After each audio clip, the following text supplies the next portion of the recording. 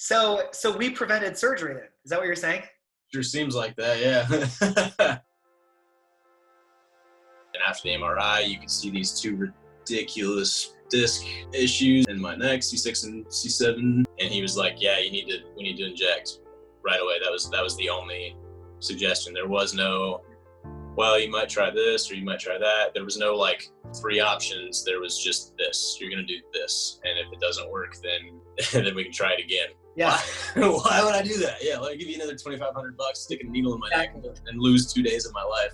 Yeah, I paid probably $4,000 in total for injection, MRI, CT scan, prescriptions, visits, you name it.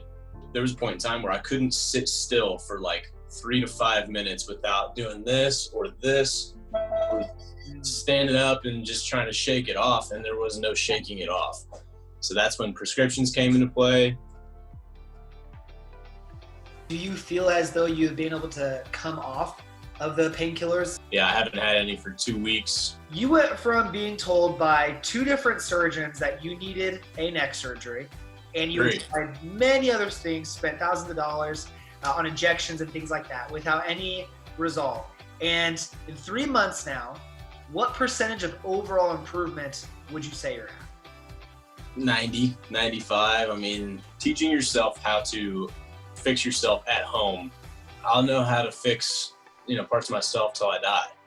The rest of my life I'll have, it's not even necessarily the know-how, but the confidence that there's a way to fix what's going on with me before I go have a $60,000 operation. That should be the first step for everybody, I think. Being able to work on something at home. You didn't need to see me in person to evaluate what I had going on. And yeah, I mean, they ran extensive tests on me. There was never any mention of any kind of exercise or stretch or anything like that. I'm glad that I did this instead of just jumping into surgery. Better than 60 grand on a surgery, yeah? So we prevented surgery then. Is that what you're saying? Sure seems like that, yeah. That's what I'm talking about, man. Yes. Right. And I've even had the wherewithal to start working on a business, taking a different job that is kind of like running my own business. I'm able to sit and work on my music for a lot longer periods of time than I was before. So yeah, it's life-changing for sure.